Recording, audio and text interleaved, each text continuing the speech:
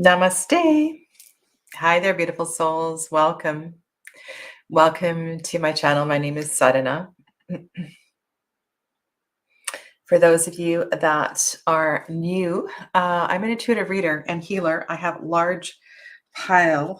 several piles of decks here, and some of them you're seeing ahead of time, but that's okay. I'm an intuitive reader, intuitive healer. And I'm on most Fridays around about 12 Pacific to share with you decks, my journey with the tarot, and how I work as a reader, and empower you to work with these amazing tools for your own self journey. And so that's why I'm sharing these decks with you today, because these Oracle decks have been an integral part of my practice. And today I'm specifically looking at Oracle guidebooks. And my intention for today is these Oracle decks that I'm sharing with you today, I feel like without the guidebook, they wouldn't necessarily be the deck that they are. Of course, any deck you can read intuitively, but all of the decks that we're looking at today are significantly, their efficacy, their,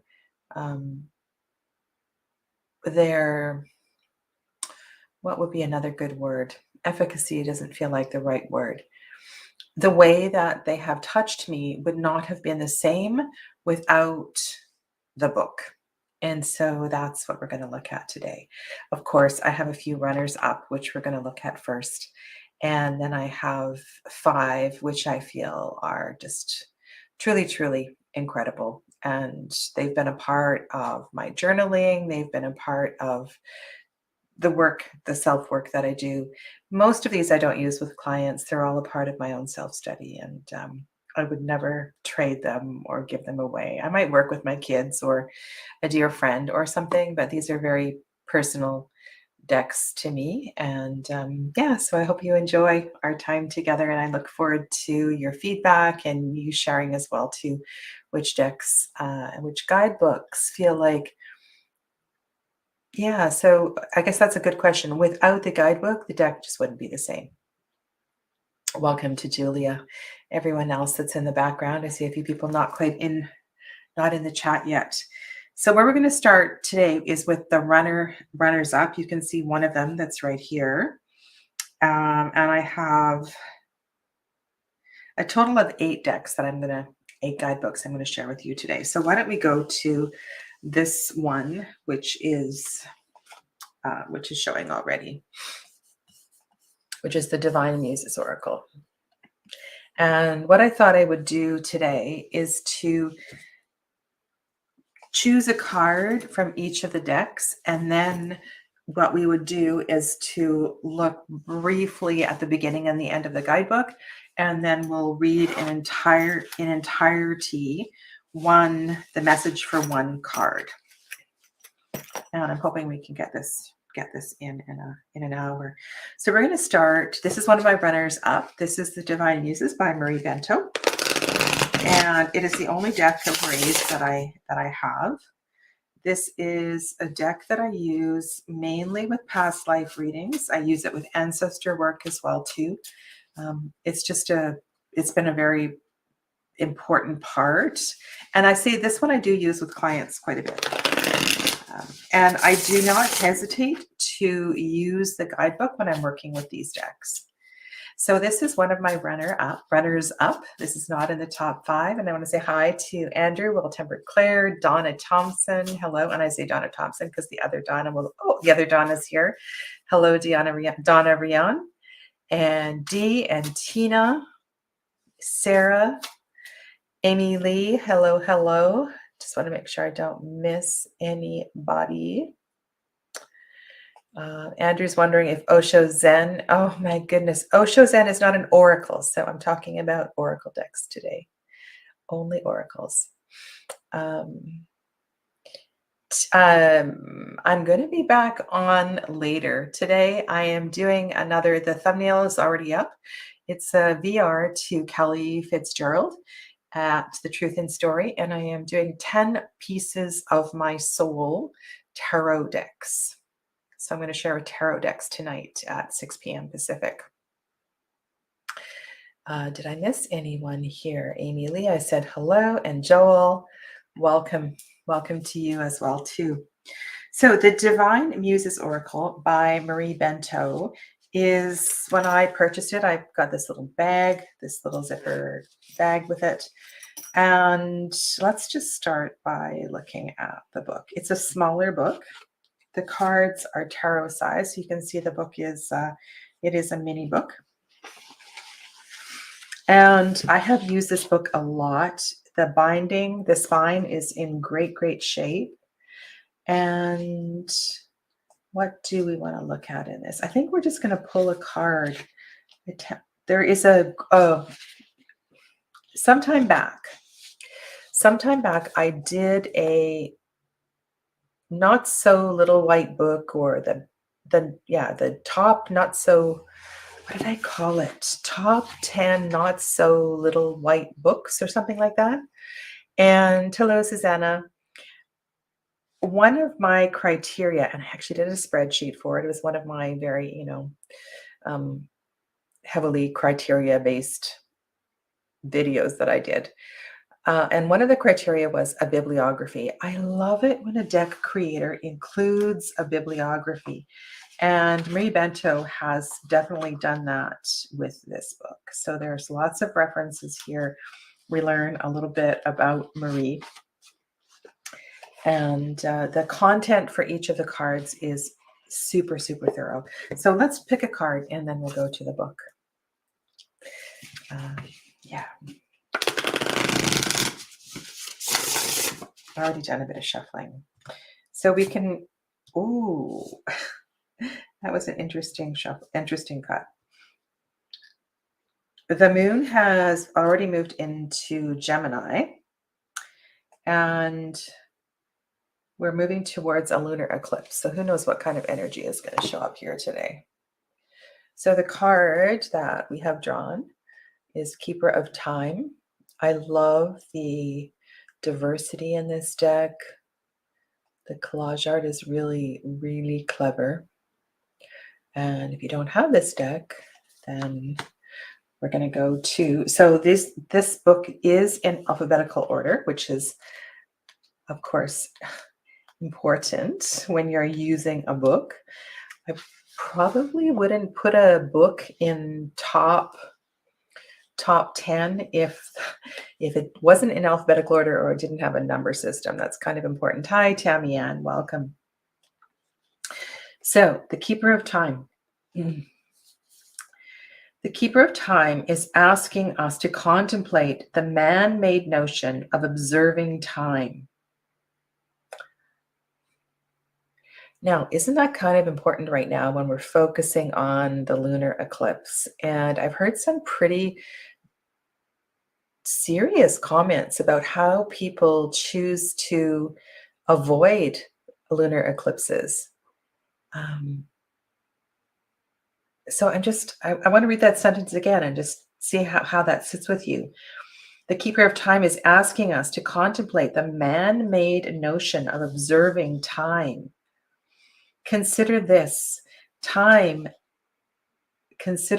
Did time exist before man decided to start counting it as we do today?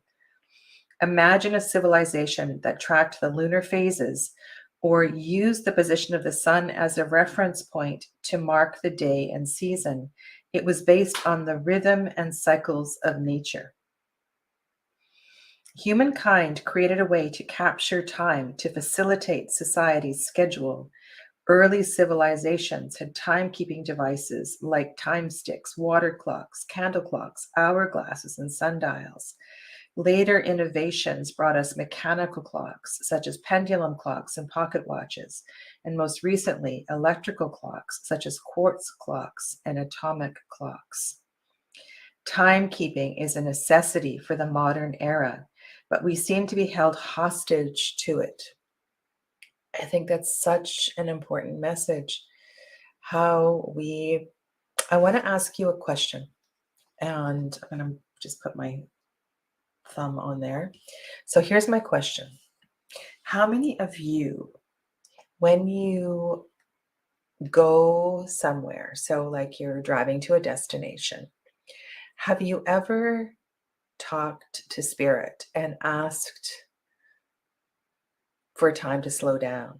Or have you ever found yourself in a bit of a time warp and you arrive somewhere with an abundance of time? Have you ever been, I guess the question is, have you ever had an experience where time didn't seem to exist? And kind of been in awe or floored by the experience?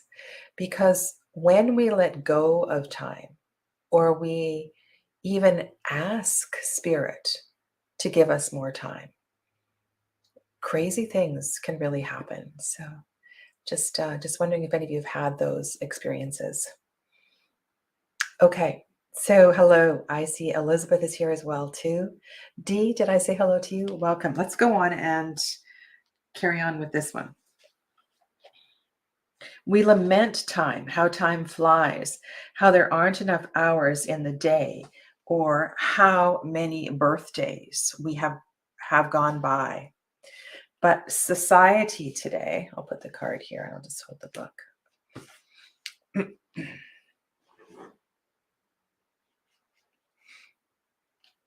But society today could not collaborate without tracking time. We have a relationship with it, for better or for worse. Time rules us on many levels, and we allow it sometimes to our detriment. I'm not going to read the whole thing. It's very long. This is such an amazing guidebook. I love Maree's thoroughness of the discussion and of the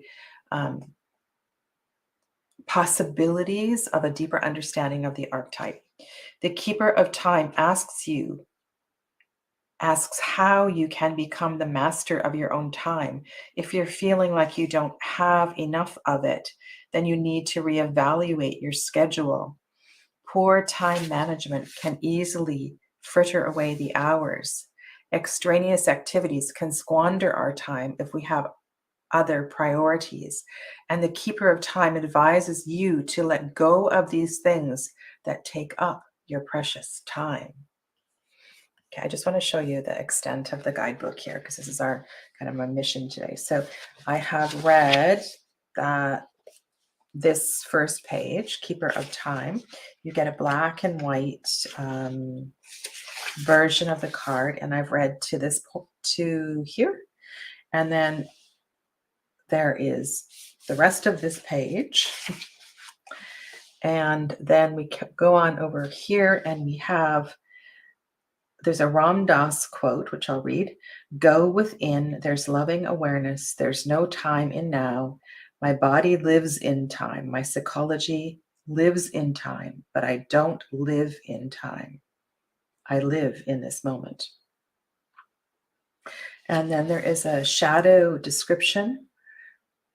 And there is also a description of the collage art as well too, which is, to me, it's an important part to the understanding. If there's something in the collage art that, or in the paint, if it's a painting or so forth, that I don't understand, sometimes I have written to deck creators and got the information. But it is greatly, greatly appreciated. Here we have an 1886 portrait of the Grand Lama from a Siberian lamasery seated in true repose. Our Keeper of Time sits peacefully in front of a colossal clock, which was cut from an 1877 advertisement for 8 o'clock breakfast coffee. And there's more. So to me, this book adds so much to this deck. And of course, we can read this deck intuitively, but without Maree's guidebook, we would miss so much in this deck. And because of the muted colors, it just works really well as a window into past lives and ancestor work. It's a lovely complement to lots of decks. And I'm just looking at this and thinking I'm going to do a reading for myself a little bit later with the Tildwick Tarot, because it is look at it with the Tildwick. I've never paired it with the Tildwick, and so I'm going to do a reading for myself in a little bit with this. Yeah. Okay. So that is, I'm going to say, our third runner up. Let's go to Julia's comment here. Oh, and I want to go to D. Okay, Julia. Oh, actually, let's look at Julia's and then I'll go back up to D's comment. I am conscious of living in the now. When I am rushing, I stop and I concentrate on the moment, knowing I only live in it and not in the future or the past. Right? The future is now. There is only now. Beautiful. Hello, Joseph. Welcome. D. I have a parking fairy. Yes, I have parking fairies too. And I don't know if they're guides or fairies, but they are, I appreciate them so much. Donna Thompson has watched other spiritual teachers stretch time in a class setting. It's amazing. I recommend that you practice it, because it's entirely possible. Yeah. The 8 decks, the 8 guidebooks that I'm sharing with you today are just chock full of information. And I suppose, I don't know. Yeah, I don't know if there's really an order to any of this, but these are all decks that I love, love, love. Okay, let's talk about Alana Fairchild. Alana Fairchild decks. There's a bazillion of them out there. She writes a great guidebook, and I have a few of them. And the deck that I'm sharing with you today is one where not only do I love the artwork, I've trimmed this version of the deck, but without the guidebook, I would not have gone to the depth that I do with this deck. This deck transports me somewhere pretty special. And it's both a combination of the artwork by Rassouli, but also the guidebook by Alana. And for me, without a question, this one is her very, very best guidebook.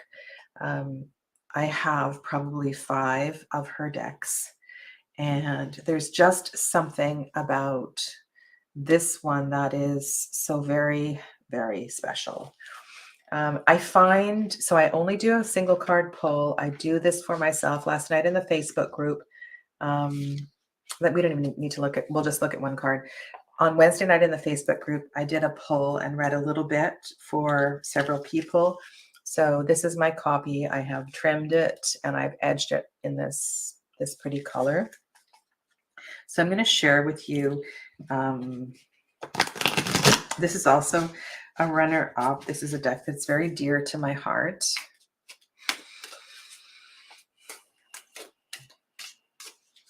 I feel that, I mean, I also really like Sacred Rebels is a great deck, but I feel like Sacred Rebels I can read intuitively, and I don't need the guidebook. Even though the guidebook is excellent, there's something about this one that I feel it goes hand in hand with the guidebook. So as I'm shuffling this deck, I'm thinking of you, and I'm thinking of our connection here today, and we're going to draw a card. Interesting. This card came up the other night. So this must be an important energy that's in the on the planet right now. So this is the star of Venus. And there's a lot of synchronicities here, because this is the archetype that we're working with in the Facebook group this week, you're interested. If you're not in the group, the link is in the description box below. And this card came up, I believe, for the first person in the Facebook group the other day. So it kind of looks like the heart, doesn't it? Yeah, was your card, Elizabeth. And I'm sure that I see Andrew's comment too, the Shaman's Oracle. I will comment on that in a second because that's a great book. Anyway, so let's have a look, and I'm going to share with you. So this is number 26. How this guidebook is set up.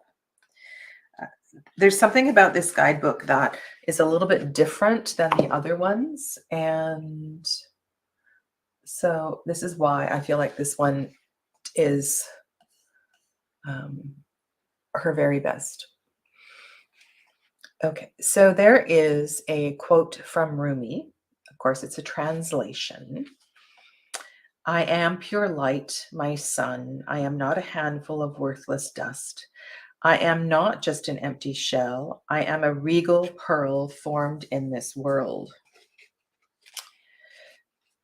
Close your eyes to see and become aware of me. Perceive me with eyes that see the unseen. Come into the mystery to find me. I am a carefree visitor here for you. So it starts with the quote by Rumi. And then there is a section in italics. And to me, this feels like a download. So this part in italics is definitely a download. And then there is the next section is not an italics. This is an oracular message of the artwork. And then at the and it's really long. And then at the end for each card, there is a sacred honoring ritual. So it gives you a practice to process the energy of the card. So I'm going to read you a little bit from, I'm going to just read a little bit from the end here. The rebellious passion of the star of Venus is that she seeks out whomever is ready to know more fully the truth of the divine oneness, whether the culture around them can acknowledge one of their own, becoming more enlightened as a blessing or not. It is a divine gift, nevertheless. How liberating it shall feel to be truly empowered to live life as you feel it is truthful, and to feel completely empowered to allow others to do the same. Sorry, I'm going to just sit this way. With joy in your heart. You understand that everyone is walking in an unfolding path, and that we don't have to understand or justify the path of another to feel peace in our own hearts. If you are stumbling with judgment within yourself, do not fear. The blessing of Venus is coming to you to help surrender it, to help you find your way through so that you can be free now. Your guidance then is to trust your path, trust your evolution, even in the face of those around you, reacting to it possibly in fear or discomfort. Trust in the paths of others too. That's an important sentence, isn't it? Trust in the paths of others too. And then there's more. And then the sacred honoring ritual gives you some words to repeat, which I will. Say aloud, I call upon Rumi, who loves me without condition. Beloved of my own soul, bless me now that I can dispense with limiting notions of what it is to be a man or a woman, that I can become freer to live as one integrated being. May my relationships become richer and freer, empowered and healing. Al-Uzza, Shining One, who loves me beyond any condition, may I live truthfully in the light of you. Great star of Venus, in your infinite wisdom, love, and conscious grace, through divine mercy and unconditional love, this healing is now begun. Place your hands at your heart in prayer position and bow your head for however long feels right. When you are ready, just say thank you, and you have completed the sacred honoring ritual.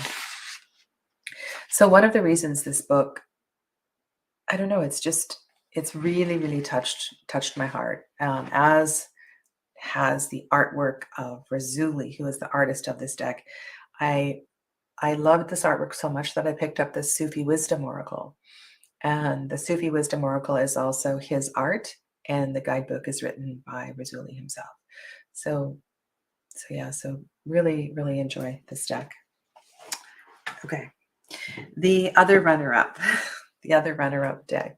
Oh, let's go to Andrew's comment, because I don't want that to... Andrew, I'm going to ask you a question, if you can just check in with me. This is the book where we go into the caves, and it has the hand, and we go and we look at the energy of the elements in the cave meditation. This is the deck, right? The Shaman's Oracle, and it has the suits. Is this the one you're talking about? If it is, I have done a video of this. I absolutely love this deck. And if this is the right one, can one of you please find that video and put it into the chat? It's a powerful, powerful deck. And I didn't include it here today. I don't know why I didn't include it. It's definitely one of my favorite oracles as well, too. And you do not need to have a shamanic practice. You do not need to have done shamanic journeying. The guidebook is a wonderful, wonderful teacher. Yes, that's the one. Okay, so if anybody wants to find that video, or I can try to link it later down in the description box. Okay. Let's go to Donna's message. Where's Donna's message? There will be a Venus star point on January 9th.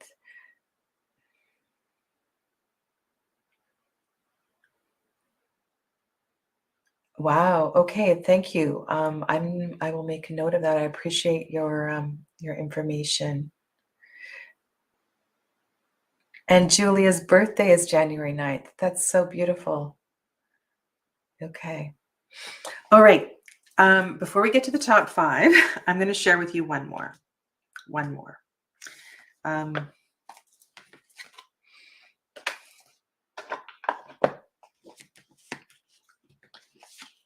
Okay.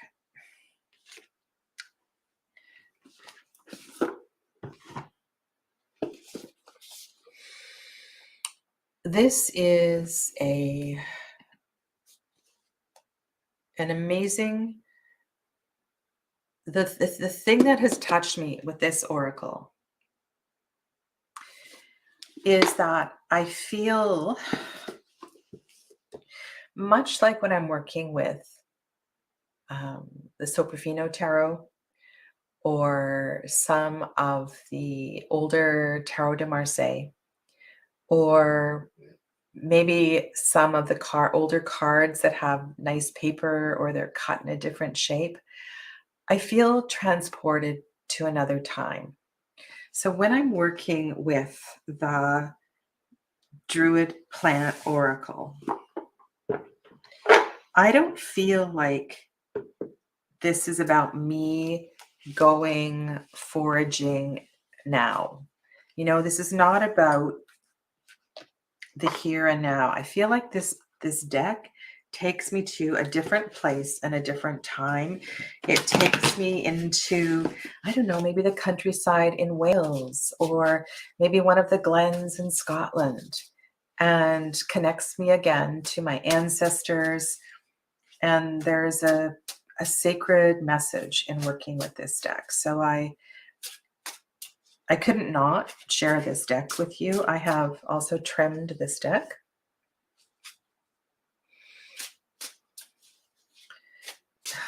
It's actually top 8. Top 8. Maybe I should just change it to top 8. Okay. All right. Okay, so the card is flax.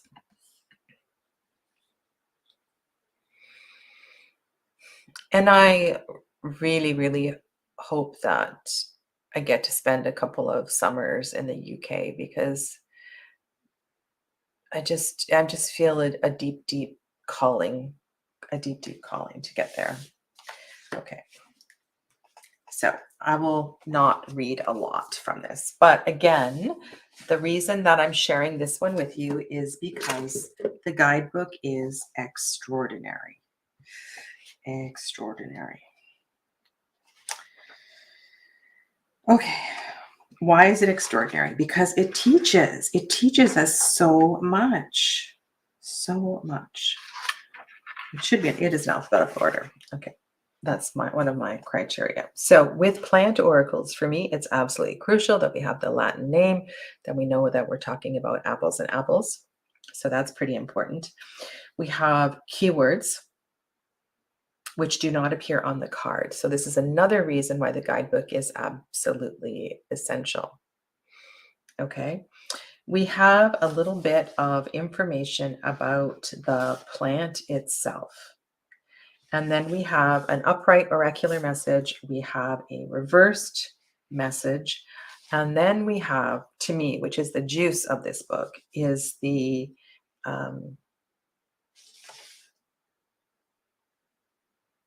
this is hilarious. Flax grown as high as the scrotum. Flax was one of the most important plants of our ancestors. And then we have the historical message.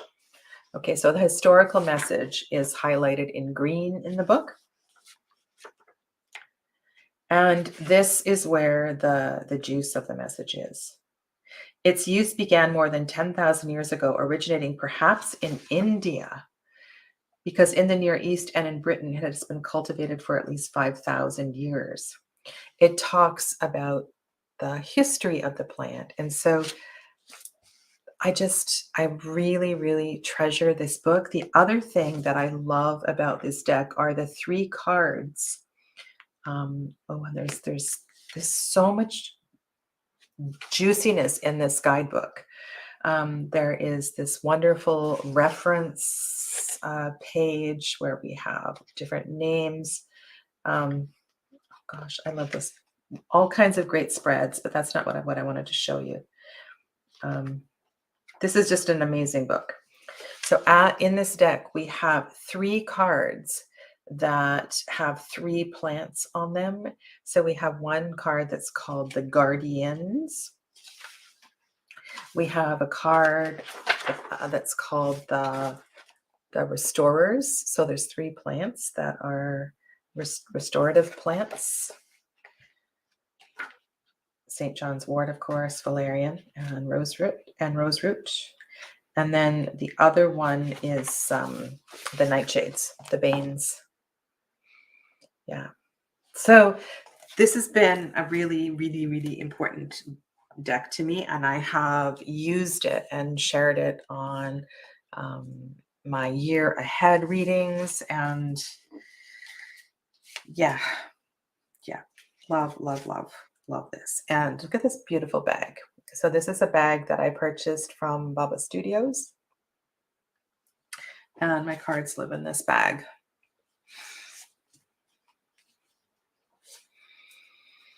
All right, so now I can get to the top 5. And I realize that one of the ones in the top 5 is, I don't know if you get the whole book with the mass market version. So I'm sorry if you don't. I do not have the mass market version of this deck. I do not. Because this is this one is 2016, this version, 2016 of the Sacred Creators Oracle. This is a very chunky book. just want to see. 267 pages. Chris Ann's decks have really come into the forefront, especially, with Lightseers and Muse Tarot coming out recently. And when I started working with this deck way back, it just felt so different than how can I describe them? Other feel good cards that have inspirational messages on them. I don't feel like this deck is just about it's just not an inspirational book. It's actually it's a deck to work with. So the version that I have, matte gold sides, white cards on the back.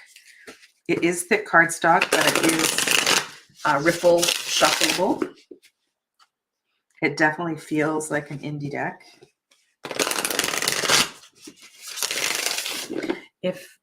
And with the Hay House sale right now, I know you can get the mass market version really, really cheap. They've been, I believe the cards are all $10. $10 right now, the decks, so depending on where you live in the world. So I'm going to do the same here. I'm going to draw a card, and then we're going to look for the message for the card. Okay. So if you have this deck, and why don't you go to the guidebook and you can see the difference in the guidebook. So this is Lead Your Metamorphosis. This deck is great for developing projects, for planning, for inspiration, but it just feels like there's a lot of work to be done with this deck. This is card number 53. The colors also in this deck to me have had there's something about the colors that also speak to me. And I work with chakras, so I work with that energy. If you can find on one of the marketplaces, Facebook Marketplace or something, a used copy of this deck and get the old guidebook, then you will get the full message. And of course, you could always message me, and I'd happy to photograph the full message. Okay, so we're going to go to 53. And for some reason, Spirit wants us to lead our metamorphosi. Okay, 53. Near the end of the book. I'm wondering if this is the last card. No, it's not. Okay.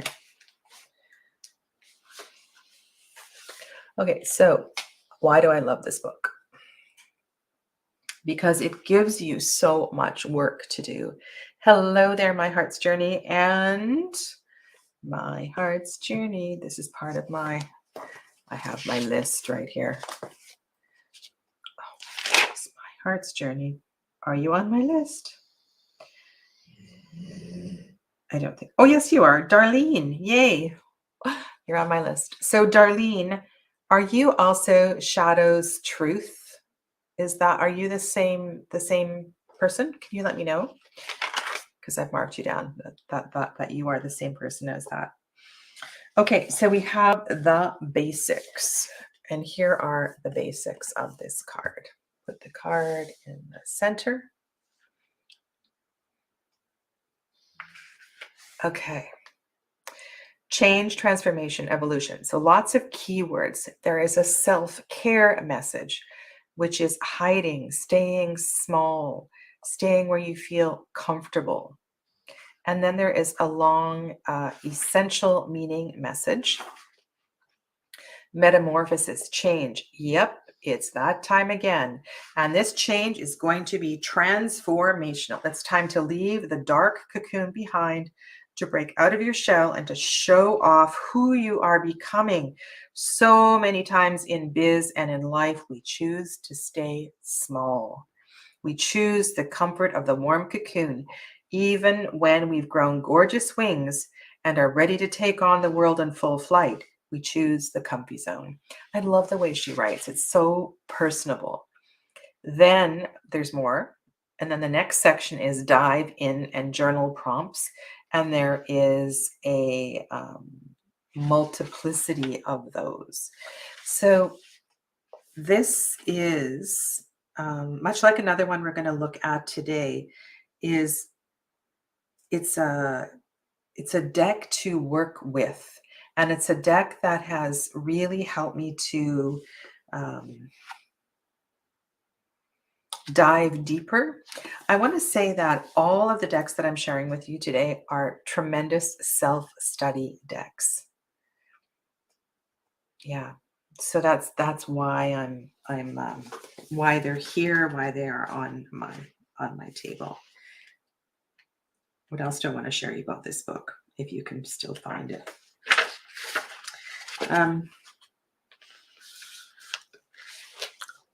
I'm sure that these appear in the mass market version as well too, but there is an abundance of spreads, and they're very, very clever, and I love the way that they're set up. So this is another great feature. And you know, when you're resourcing and like if you collect spreads, you know, you put them into your journal, or you copy them into whatever you use for a spread resource book. I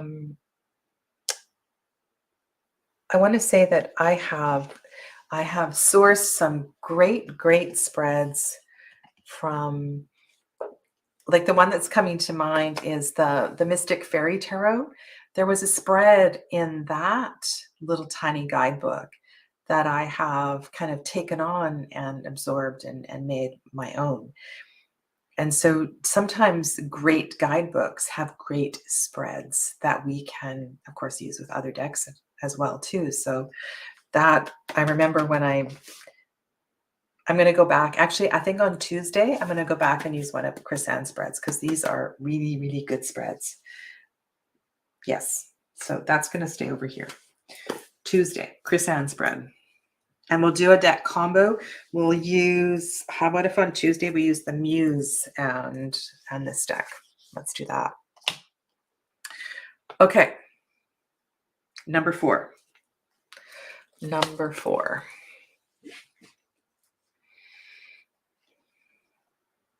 Number 4. Okay.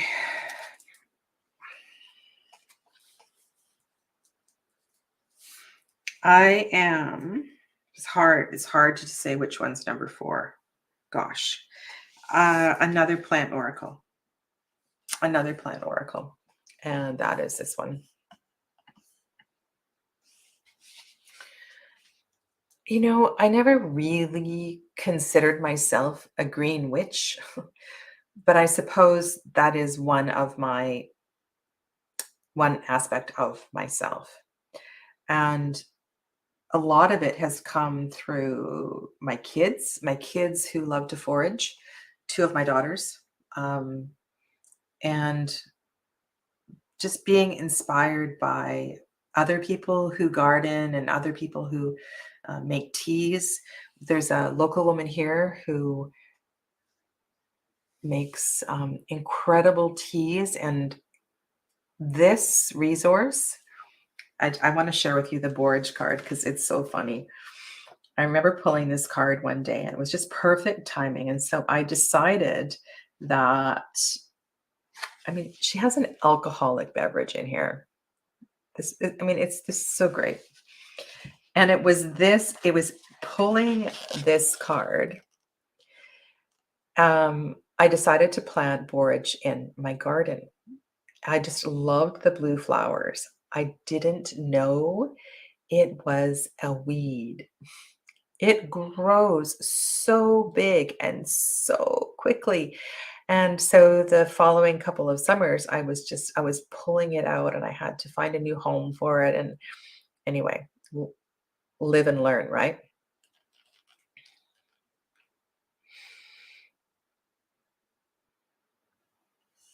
Oh, Andy, thank you. Thank you for sharing that.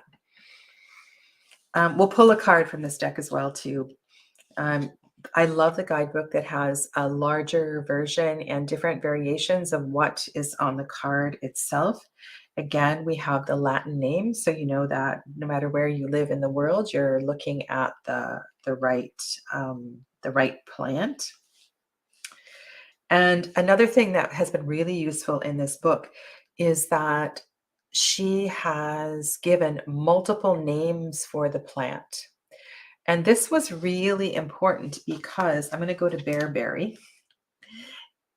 So this plant, and in this book, she refers to it as bearberry. And for the life of me, I couldn't figure out what plant it was. But then through the information of all the names below, Uva ursi, Douglas berry, kinnikinnick, alpine bearberry, mountain bearberry, and black bearberry, I figured out what it was. And where I live, we know this plant is kinnikinnick. And kinnikinnick was a nickname that I used when I was a camp counselor. And anyway, this is another plant that grows absolutely wild in this neck of the woods. So I'm going to share a couple more things from this deck, but let's get the cards and pull a card. All right. And you know what I should have done is leave out all the cards that we have drawn today and see if we could pull a message together. That would be interesting. Okay. I would like to do that, but don't really have time to do that today. All right, so what is, plant medicine. Somebody else said they love borage too. Donna loves borage. She uses it on her face with essential oils in the winter. I just think it's funny that she has a cocktail in there as well too. You know, I think it's so important to know that this is about living life and enjoying life and living life, enjoying life, having fun with life. It's not just about purification and cleansing with tea and cleansing the face, right? We have to have fun. And I think that's one of the things that really touched me about this book. Okay, so our card from the Hedgewitch Botanical is Hawthorn. Okay, this is our plant. This is our message. Okay, so I'm going to read you a little bit of the oracular message from Hawthorn. Actually, I don't. Oh, what did I just do? Sorry, I just flipped the camera and I need to fix that. Okay, I'm going to read you the Hawthorn message. Okay. Thompson, hello. I didn't see you come in. Okay. What are we going? We're going to sacred. And it's funny because Siolo lives very close to where I live, and yet the primary name that she has chosen for a lot of these plants is different than the name that I use. Oh, flowering salal. I love salal. Okay. Why can't I find it? Sage. There's a lot of S's, I guess.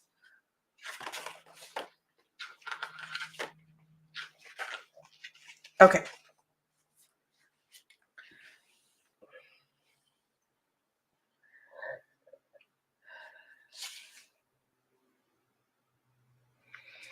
Purify. I should zoom in for you so you can see the card. Well, you can't really see it anyway in this little window. Purify is the oracle property of this card. No, I'm on Sage. That's not the right card. Sorry. Oh, no. My bad. I need to go to Hawthorn. Okay. The key word is sacred. The plant is Hawthorn. Duh. This is also known as May, May Blossom, May Thorn, Quick Thorn, White Thorn, Mother Dye, and Haw. Okay. Hawthorn is a tree of Beltane, a holiday celebrated on the 1st of May. Hawthorn is a truly, I'm looking for the oracular message. There's so much good information here. There's a message, there's information about making hedgerow jelly, about eating it and putting it in salads. Hawthorn plays a strong role in many folkloric traditions and is considered a tree sacred to the fairies, as well as being the wood of choice for a witch's broom. Okay, there you go. So if you want to make a broom, get a hawthorn tree. There are many historical accounts of artistic depictions of the fairy queen emerging from a hawthorn bush. Planted in a round circle, hawthorn groves were settings of choice for goddess-centric rituals performed by female practitioners of Druidism. Among the traditions associated with the hawthorn is the belief that it is bad luck to cut down a hawthorn or disturb its branches. When freshly cut, hawthorn gives off a scent of death due to the chemical trimethylamine, which is present both in hawthorn blossom and in decaying animal tissue, probably accounting for the tradition of not bringing the blossoms into the home. The hawthorn blooms early in Northern Hemisphere. Oh, yes. And another thing, I forgot that she also connects the cards in this deck to the Line Strider Tarot. So if you have the Line Strider Tarot, she says the Tarot's Magician and the High Priestess are very reminiscent of this plant, and they too stand at the threshold between worlds and marshal strength and power from both the seen and the unseen realms. There's so much juicy goodness in this guidebook. So I just had to, and this was actually going to be one of my runners up, but it's such a good guidebook, so full of amazing resources. And like I was saying, one of the criteria for amazing guidebooks, of course, is to have bibliography, to have suggested reading. And then she also has another whole recipe section. So if you are new to green witchery, this is an amazing, amazing resource. So this is the Hedgewitch Botanical. I have every single one of Siolo's decks. Yes, I do. And I shared the other day her new animal oracle. And when we did a 3 voices reading with her Lenormand deck. So yeah.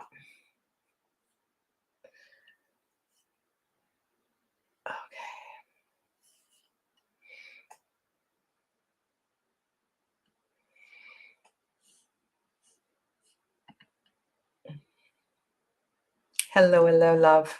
So nice to have you here. So nice to have you here. Okay. Andy has a question here. That's cool. The Line Strider is linked. Have you used them much together? Yes, I have. Yes. There was, so when I first got the Line Strider, I used it for a long time. I used it for about a year. It was giving me amazing readings. And then when this deck came out, so I tend to pull out the Hedgewitch, and one of the other ones we're going to look at in the spring and this summer, and then I use that. But I also feel there is a lovely airy vibe, right? There's a Libra kind of vibe as well to these decks. So that's another season where I have them out. But yeah, I can't say enough about this deck. It's really, the guidebook is amazing. And today we're talking about Oracle guidebooks. So the reason I'm showing you all of these decks is because the guidebook is extraordinary. Okay. We have 3 more to go. 3 more. You guys okay? I know it's already an hour and we're going to be going an hour and 20 or an hour and a half.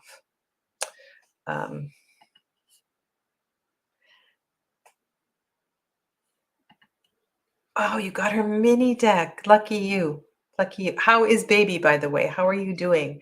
Thompson is a relatively new mother, and I hope you're well. I hope you guys are well. All right, so here we go. Another favorite Oracle guidebook is, come on, zoom out, Tending the Garden of Your Soul. Oh my goodness, did I get the cards? Yes, I did. Whew. Whew, whew, whew. Oh my God, when I got this guidebook, I couldn't believe how beautiful this guidebook is. I just like to sit and read this guidebook. It's so gorgeous. And I haven't colored in the pages, but wow, wow, wow. I mean, just look at the cover, right? Who could make dandelions look so, so beautiful? Oh, I'm great. I'm glad Wyatt is doing well. Thank you. I appreciate it. Or you can email me, info@integrativehealingwithsadhana.com. Either would be great. Okay, so Lisa Estabrook. The deck is called Soul. Here, I'll show you the deck. This is the deck, Soulflower. This is called Tending the Garden of Your Soul. I mean, it's just such a beautiful, beautiful name. I'm going to lose my crystal here. Books going everywhere. Okay. Now, one of the features of this guidebook is, and again, I planted bee balm because of this book. It's just such a lovely book to read. So it starts with My Sacred Why, and then talks about the plants and the garden in terms of seasons. So there is an anytime section. There is a message about planting seeds, so new beginnings and so forth. Blooming, the phase of blooming. This is a really, really good introduction. Autumn, garden cleanup time. So a message about that. And then a rest and renewal section. I just feel like this is such a basic, the metaphor of the journey of the plants and the way that Lisa has written this book is really, really powerful. For each of the cards, we have a full color picture and just this really beautiful, beautiful message. And there's also a page where you could color if you wanted to, right? So there's a coloring page with the message. So yeah, so let's pull a card.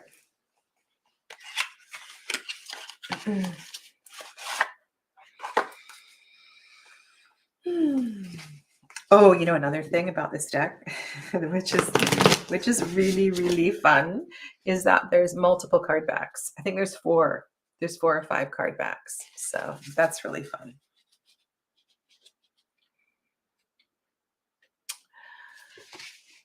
Soulflower seems to be going mass market. Oh, okay. Well, congratulations to Lisa. I hope you can still get this incredible book. You know what I would do if you don't have this deck and you want to buy the mass market, be sure to grab the guidebook while it's still available, if it's still available, because it's You don't get the same in the, I believe there's a little book that comes with the deck. I don't have it out here today because we're talking about the great guidebooks, and this is a great guidebook. Okay, so our card, Tending the Garden of Your Soul. Oh, this is a kind of important one, right? So this is nettle. Nettle. Now, because there is a detailed message on the card, you do not have to go to the guidebook. But if you do go to the guidebook, you're going to hear so much more. Wake up. Nettle helps you transform foggy thinking so that you can respond to prickly or heated situations by speaking up for yourself in alignment with your own truth and without harboring resentment or attachments that you can leave your feeling tired, congested, or irritated. My girls come here.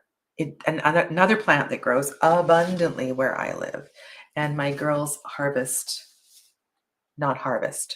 forage nettle in abundance, and they use it in their work. One of my daughters is a massage therapist.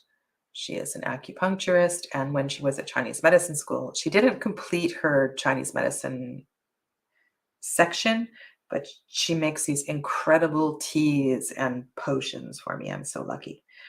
And then the other daughter is a bit of a wild flower child, and she's always making medicine for me as well too. So I'm a very lucky mama. I have 4 children, and they're all amazing. I have two green witches for sure. Okay, so nettle. Let's just do this. So here we go. Large guidebook. The message on the card. Oh, can you see? Oh gosh, light shining. No, let's go back to the other camera. Let's go back to the other camera. So this is the message on the card. And then we have this long, oops. So, I mean, these are big books. So then we have a message of several paragraphs. And then there is a journal prompt with blank space to write. Okay, so I'm going to read you a little bit more about nettle, because apparently we need to learn more about nettle today.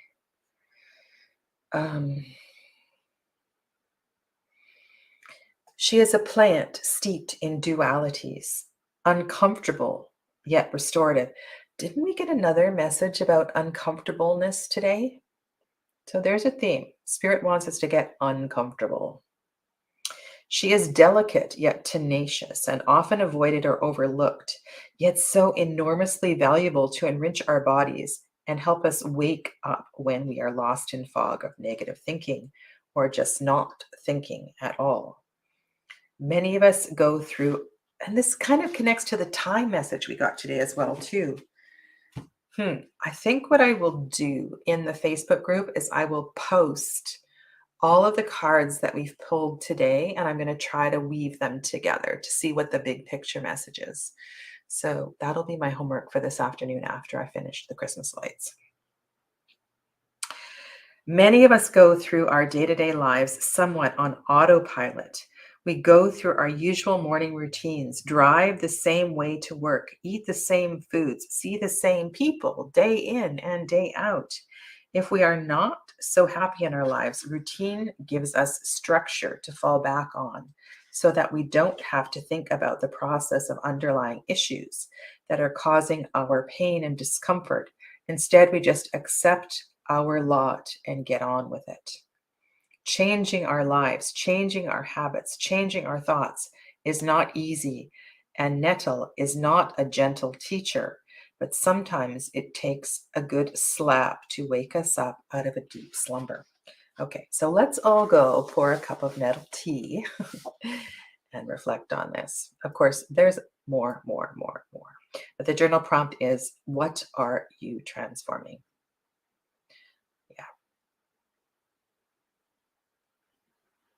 And I think the universe wants us to transform an irritating issue. irritating issue. Okay. And the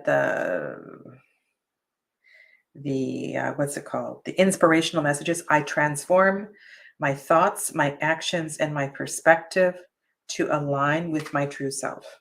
I transform my thoughts, my actions, and my perspective to align with my true self. Okay.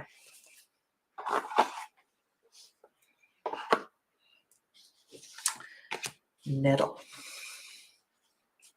The colors of this deck, it's so beautiful.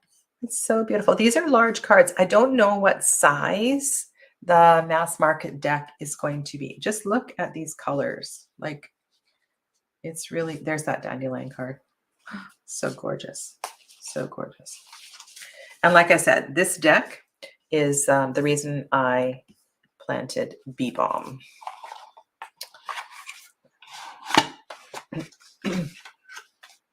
Thank you, Lisa Estabrook. Okay, there are two more. Two more.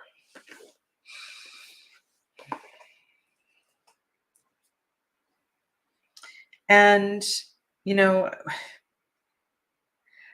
these are not in any particular order. So if I edit the description box down below and I go 5, 4, 3, 2, 1, the order does not really matter. These are all excellent books for different reasons. Okay. So I'm going to go next to the Weaver's Oracle. Very expensive to get for people who are not in the UK. This comes out of the UK, and another deep diving, soulful oracle deck. Yeah. Okay. How many of you have this deck? This is a very high quality production. We have a little, a leaf here so you can mark pages. There's so much goodness in this guidebook. Okay. This deck is divided into tribes and directions. Tribes and directions. And I'll see if I can help you with that. There's also the first, there's some major cards as well too. One of the beautiful things in this guidebook are these profound questions here. And I don't know if you can take a screenshot or whatever, but these are some of the best questions that I have. I've used these questions over and over again in different, to inspire different spreads and different things. Okay. Where do I want to go to? So, like I say, the cards are divided into clans and tribes. And we have the Guardian clan, the Earth clan, the Blood clan, the Life clan, the Bone clan, and the Loom clan, and the Death clan. And then we have directions. So there's tribe of East, South, West, and North. And all of these, so the tribes and the clans intersect. And you can get a really powerful message if you are doing doing shamanic work and you're working with the directions, and you already have, or if you're doing ancestor work and you're working with ancestors of the North or ancestors of the South, sometimes that can play into a reading as well too. There's just so many possibilities with this book. Each of the cards has a story about the woman that's featured on the card, her yarn, so her story. And then it goes into tremendous detail about the little details on the card. So it talks about the kindling wood, the fire stories, the copper kettle, one of the things you need to know about this deck, if you don't have it, is that each of these paintings, I'll see if I can find the number 1 card. Each of these paintings was created as life size. Just bear with me here while I find the number 1 card. I really like the number 1 card.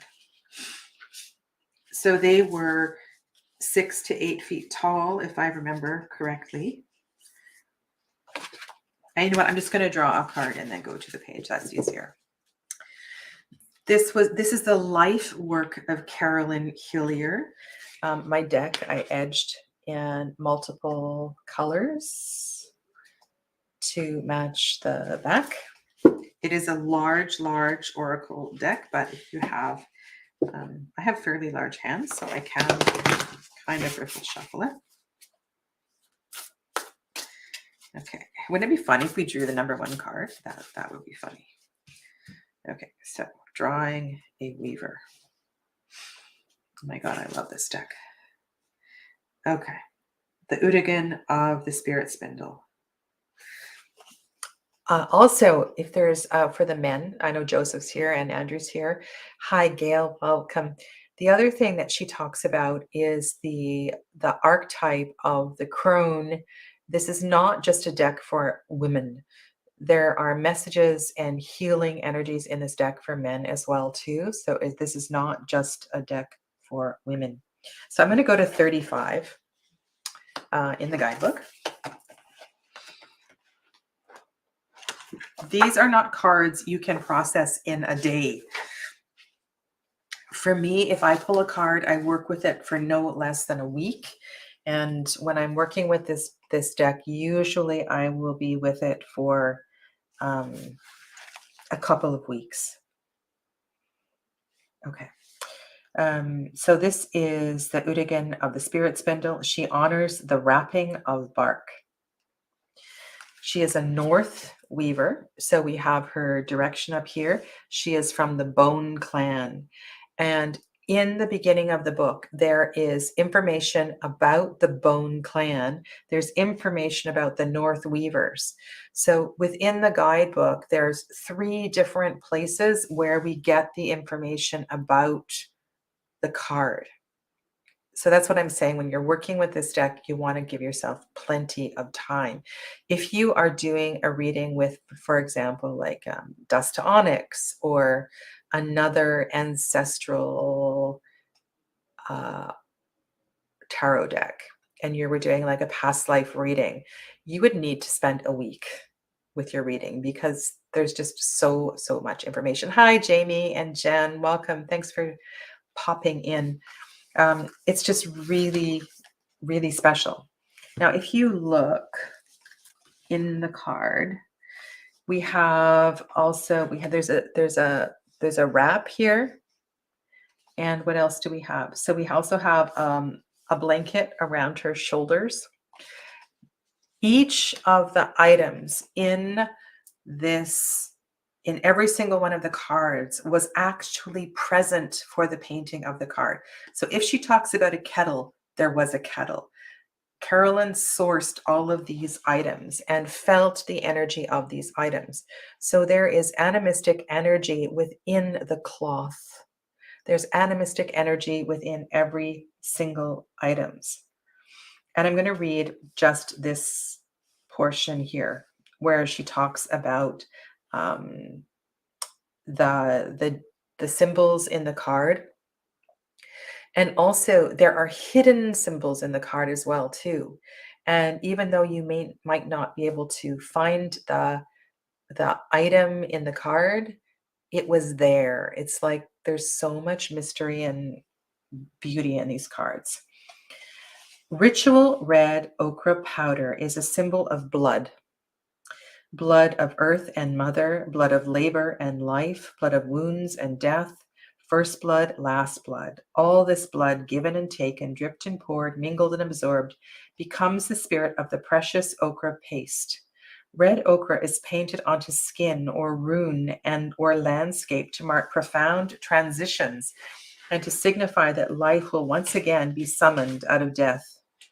Life within death is also honored by the breaking drum, a death drum that is generally small and dark and rarely made and secretly played. It might be formed from oily horse skin stretched over a battered wooden rim. The face of the breaking drum is always less important than the heavy pieces of black iron, bone shards, and obsidian blades that hang beneath it. So can we see the drum? We see the drum is, we see the what she's beating the drum with. But look at her stance. She's sitting also in that power position of playing the drum. So when you read the yarn and the braid and the cloth, so the three sections are called the yarn, the braid, and the cloth. It's like you truly are joining energy with the weaver that is on the card. Their harsh clatter and jangle cuts straight through to the marrow, shaking things free, cutting souls loose, disintegrating the world. Then the spirit spindle may be used to complete the task. An antler from a forest deer or tundra herd is rolled around the strands of the departing soul. This collecting of spirit threads onto the spindle is done very slowly and with great care. The casting up requires a strong, fast flicking action in the wrist so that the spindle may add its cargo to the electrifying magnificence of spirits pulsing high across the night. I mean, it's just so beautifully written. I don't know. I can't say enough about this deck. And the story of me acquiring this deck is so funny. My ex-husband and daughter went to France for a vacation, and I had the deck. I had Carolyn ship the deck from the UK to France because it was cheaper. And then, something happened, and something happened with the mail in the UK.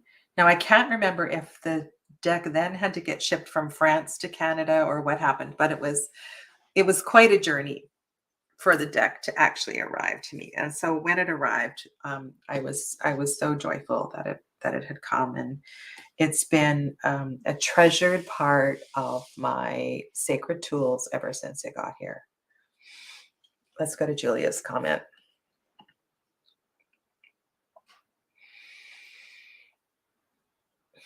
Exactly. I feel the same way. It's so very, very incredible. Yeah. Okay. Like I said, these guidebooks are, perhaps this should be the number one. I don't know. It's, if you don't have this deck, not all the cards look like this. Some of them are on from very tall paintings. So you see there is a small border.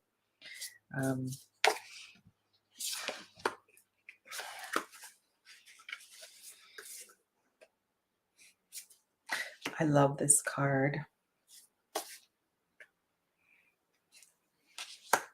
You know, some of these women remind me of a few of the faces I met in India.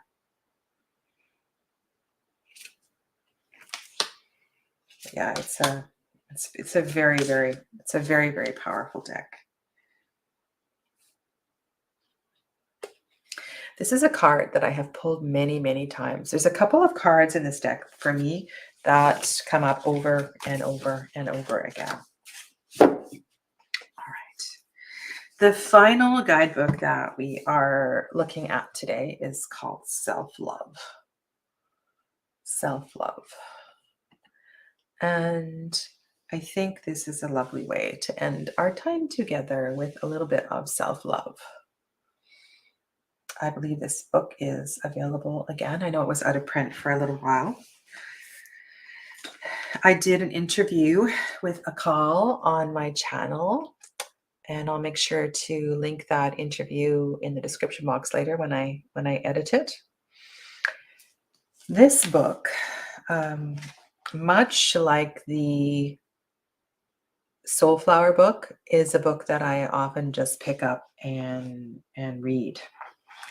And it's just full of inspiration. And I'm going to share with you how I use this book with the Oracle deck in a little bit. It's full of nourishing practices. There is a Ho'oponopono card in the, of course, in the deck. And this is a book that you could use, like for bibliomancy. I feel like the Weaver's Oracle and this one. So if you're not familiar with what I mean, so all you do is you just, you flip through the book, and then you go like this. Okay, so this is my medicine for today. But what I want to show you here is that we are in the section of, let's go to the beginning of the section. So the element is ether.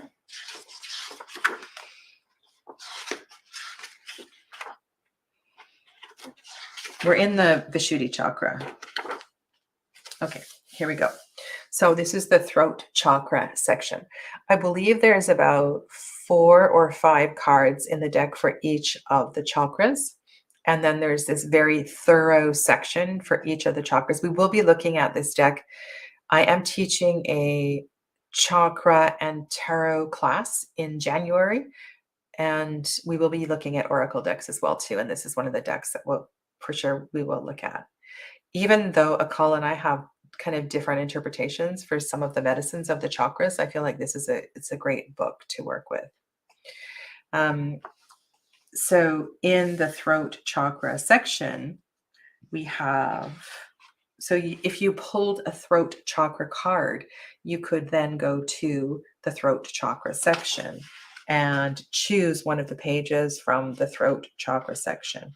Or you could just use this book as the oracle itself. And so the throat chakra section is all in blue. And there's a bunch of, there's a lot of things to work with. Yeah. Okay, so why don't we pull a card? And this will be our final card for today. And then I'll find the corresponding page I just love the colors in the Muladhara chakra in this book. So I'm going to go to the table of contents.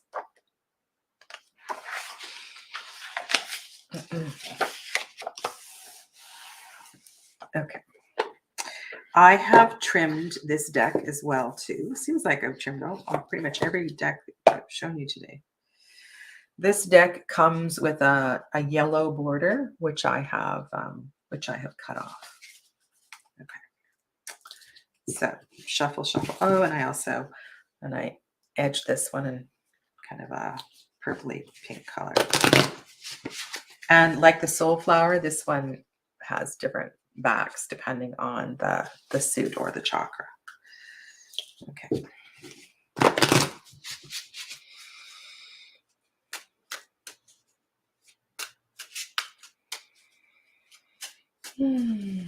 Why don't we all take a deep breath like Thompson, and then we'll move into the message of the card.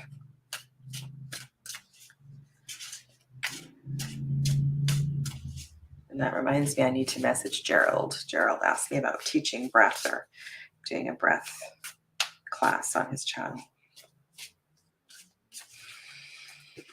Okay. Ooh. Okay, so we're going high frequency.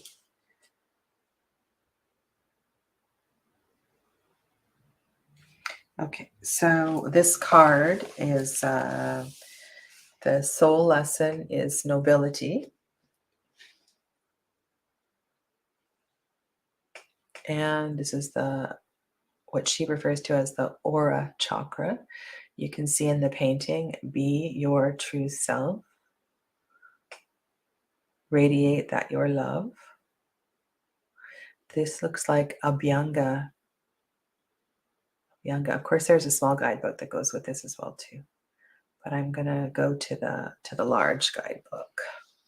Abhyanga is the practice of Ayurvedic practice of massage, self-massage, as a daily care ritual. Okay, so I'm gonna go to the Aura chakra. And of course, there's multiple pages, but I'm going to pick something to share with you here.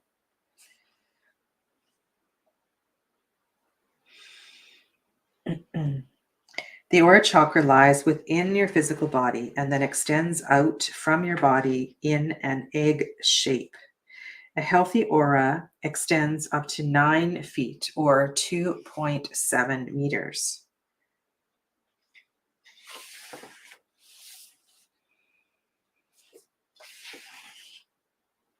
Okay, so I'm going to show you a couple of things in the book, and then I'm going to read you a little section.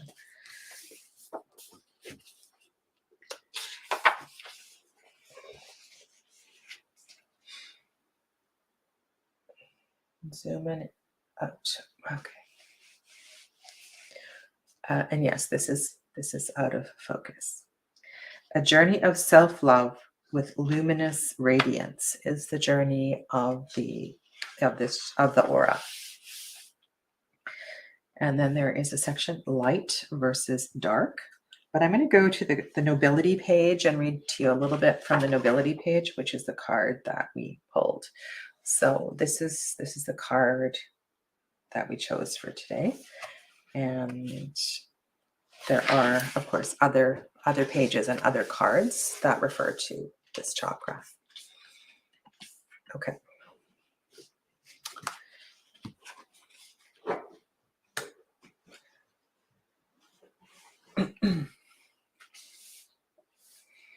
Once you begin to integrate all your chakras, the aura fully radiates to protect and project you. When the aura is clear of subconscious garbage, you attract higher positively charged energy and are able to intuitively receive guidance from a higher soul perspective. Our aura provides protection against disease and negative environmental influences while also projecting our true nature into the world. And I'm sure you've all been somewhere where you've kind of bumped into somebody's aura, or you have felt the radiance of somebody's aura and been attracted to it. And I'm sure some of you actually see auras, right? So it's a pretty powerful thing. Chakra, a powerful 8th chakra, is noble like gold, automatically deflecting and filtering negative influences and radiating magnetic vibrancy. When the aura is weak, we behave in a diminished way and are more vulnerable to viruses and the negative and aggressive attitudes of others. If we can extend the aura, the outer arc acts as a filter and a connector to the universal magnetic field. The outer circumvent field preserves the integrity of the aura. Your aura changes color and size depending on your mood, your physical health, and your spiritual growth. Much can be learnt about your subtle nature through the color and strength of your aura.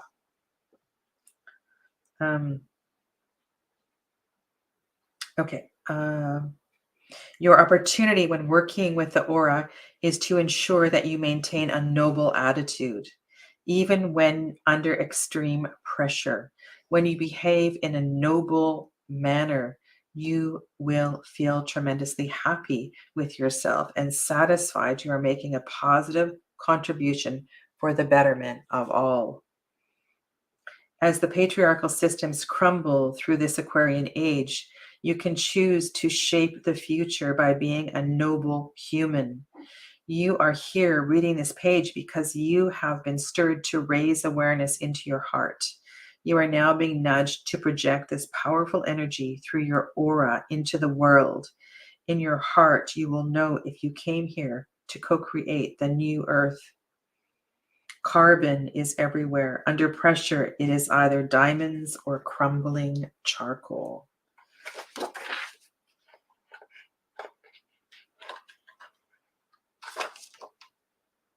Once she decided to like herself, everything changed. There is a section on astral light and using this aura as a guardian. And also there's a page on dance. So I know that the aura is also amplified through the movement and connection with dance. Crystals capture moments of energy dancing with eternity. They hold the beauty of existence in a reflection of miracles of frozen light. Find the right crystals that amplify your personal auric field and inner G, the centered knowing that everything is possible, and wear these to dance with as you reclaim your power on a worldly scale.